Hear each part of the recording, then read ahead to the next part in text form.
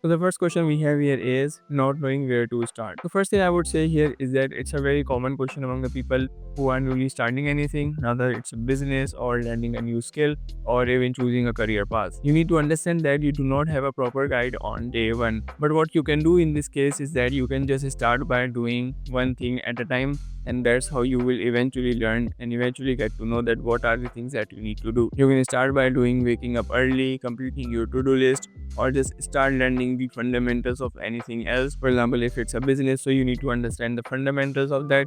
For example, how many types of businesses are there: service based business, product based business.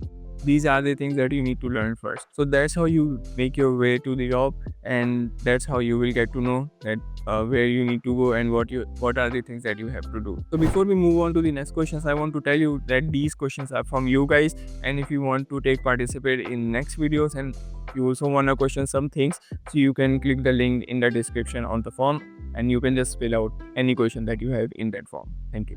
Let's move on to the next one. So the second question we have here is number of distractions like your environment, phone, 18 plus content and games. So I would say that you are not weak for being distracted here. I mean, these things are literally designed to hook you, whether it's social media or even games or anything else. But there are certain things that you can do in order to overcome these things, and if you want to eliminate those things as well, so it can happen as well.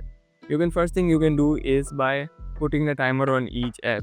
If you think that you are spending so much time on each app, for example on Instagram, if you're spending 5 hours on Instagram, you can just put a 1 hour or 1 hour timer of Instagram. That way you will not be able to use Instagram after the usage of 1 hour.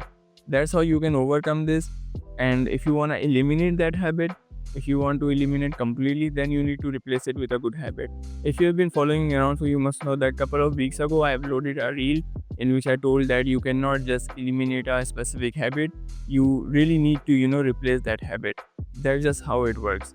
So in order to quit these kind of things, you can just start by reading books, or even go for a walk, or even consume any other type of content which is maybe more entrepreneurial, or maybe according to your interest. So that's how you can do it. So the third question we have here is laziness and overthinking about perfection due to ADHD. So before making this video, I was actually researching on this specific question because I did not know what to answer. And while researching, I found out there's a very specific reason for perfectionism.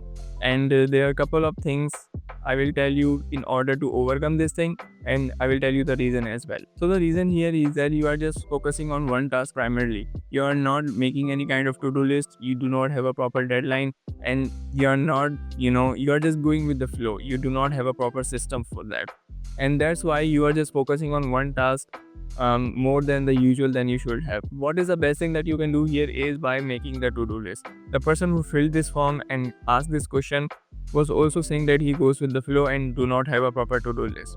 So first thing I would say you is that make a to-do list, and the basic rule of making the to-do list is that write 3 things on the top which are very important in your life, which will move the needle in your life. So that's how you will be able to do that, and put a deadline as well. It's not like that you're gonna focusing on those 3 tasks entire day. No, just make a some kind of deadline according to your task and keep it around that. Now coming to the laziness and overthinking, I guess it's happening because of you do not have a proper to-do list and you're just focusing on one task. So of course you will do overthinking, and the laziness is because you are just focusing on one task. That's why you are being lazy. Build your to-do list and just keep practicing on it, and I'm sure you will be able to overcome this very quickly. So the fourth and final question is that I feel like keeping that level of mindset is quite hard when it comes to self-improvement. Along with that, I think finding a joy in your work is also quite struggling to do. So I think it is completely okay to feel this way. I mean, self-improvement wouldn't be for nothing if you're not having these thoughts. I mean, take an example of mine.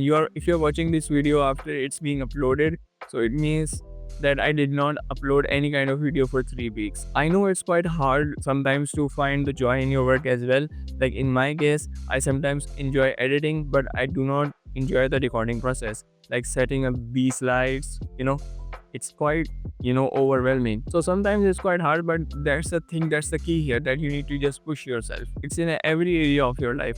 You're never gonna say that you are not keeping that level of mindset when it comes to games or using phones. Of course it's quite hard to keep that level of mindset on self-improvement, but what I can guarantee you is that If you just keep pushing yourself, there will be a time that you will no longer feel this thing. If you will improve yourself, self improvement is all about improving yourself, facing the challenges, and overcoming bad things. And that's how you do it.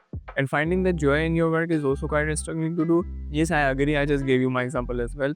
What you can do is that you can just find a little bit of parts of joy, and you can just add in any kind of process. For example, if you like listening music, so you can just listen to music while setting up these things. If you are doing that, you can also eliminate few things which are being distraction for you, you can say that, or just taking the joy out of it.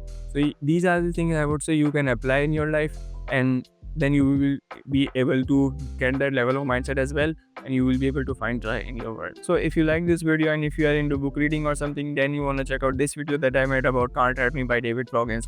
I share some of the lessons that I like from that book, and I hope it will help you a lot. See you in the next one. Bye.